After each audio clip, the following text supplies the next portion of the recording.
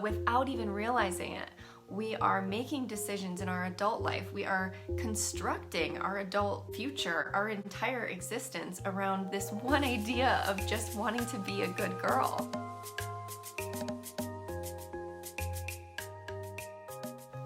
So, today I want to talk to you about wanting to always be a good girl. We're talking about people pleasing. We learn as children what is good and what is bad. I want you to just scan your adult self, your adult life, and see where you are being a people pleaser, where you are afraid to rock the boat, where you're afraid to ruffle feathers, where you're maybe holding yourself back, where you're keeping your truth concealed.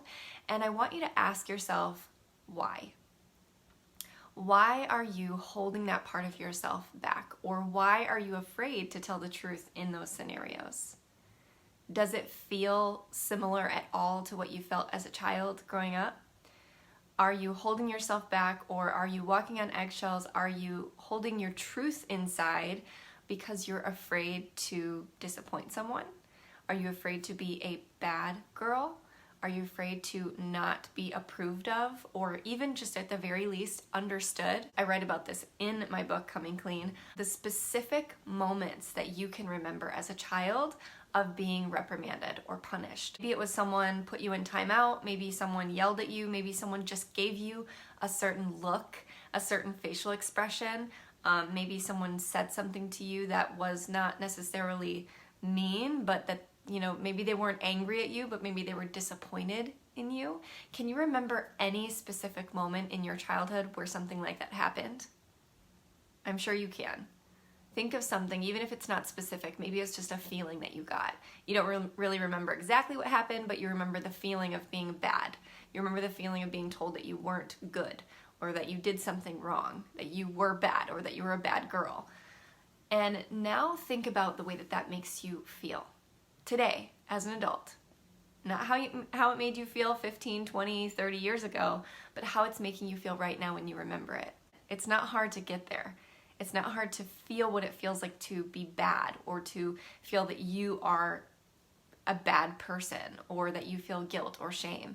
All those feelings are tied into this feeling of being bad, being a bad girl, and we learn this at such a young age that it becomes hardwired into us. And then we make decisions as an adult just to avoid that feeling. We just don't want to feel like a bad girl. We want to feel like a good girl. We want to make sure that we're getting gold stars from whoever we care about getting gold stars from. So without even realizing it, we are making decisions in our adult life. We are constructing our adult future, our entire existence around this one idea of just wanting to be a good girl. Maybe subconsciously you're trying to prove yourself to your mom or to your dad. Maybe subconsciously you're trying to avoid punishment or disapproval from your mom or your dad, or both. Your inner child just wants to feel safe, and she wants to feel like she's doing a good job. It's almost like we're constantly just searching for people to tell us that we're good. Tell me I'm good, tell me I'm good, tell me I'm good, tell me I'm good, tell me I'm good. And then the moment someone says anything outside of that says that we're even remotely bad, we crumble. And we feel like not only did we do something bad, we feel like we are bad. So this is about realizing the decisions that you're making in your life just because you think mommy or daddy wants those things for you. What decisions are you accidentally making just because you want to be a good girl? What decisions are you accidentally making just because you don't want to disappoint someone else? What is it that you actually want for your life? Maybe you don't know yet because you've spent so long just doing what they've wanted for you. Maybe since you were born, you've just wanted to, be congruent with what they think that you're gonna do. It's like, oh, well, we think your favorite color is gonna be purple. So you're like, okay, my favorite color is purple. We think that you're gonna go to school and be a nurse. So, okay, I'll go to school and be a nurse. We think that you're gonna have 3 kids and get married. And okay, well, that's what I'm gonna do then. I'll have 3 kids and get married. And maybe that is the life that you end up wanting. And that's beautiful.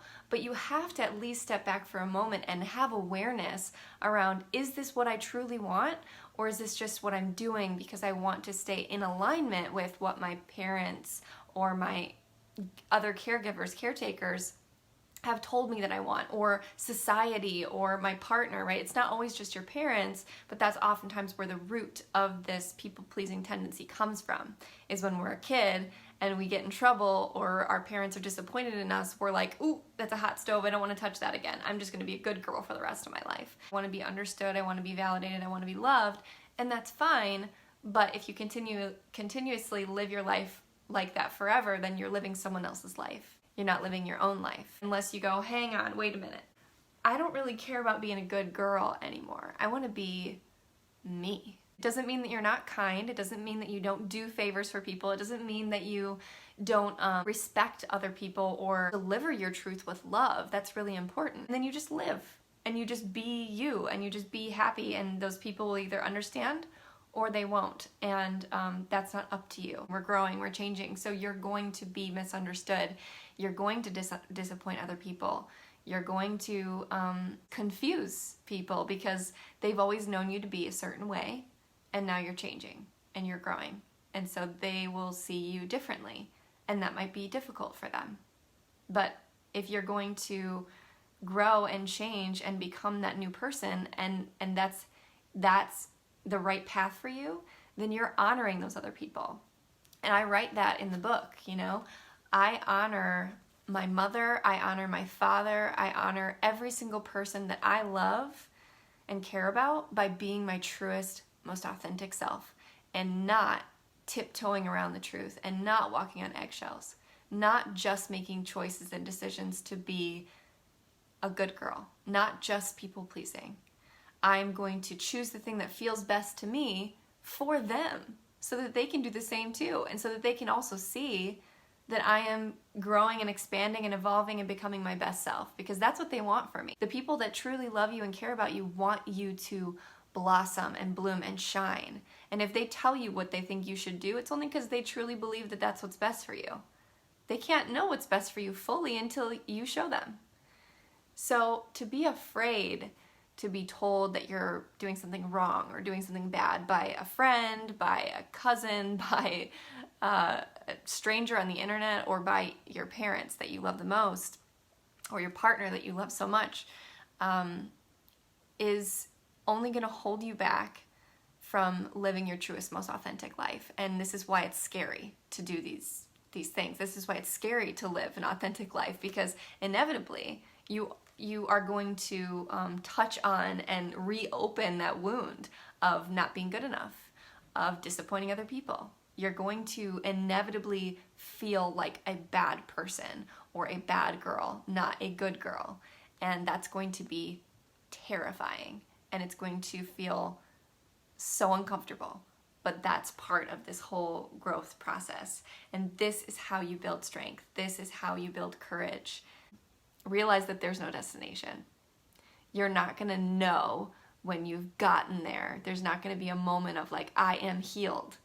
It's a daily and really moment by moment experience of awareness.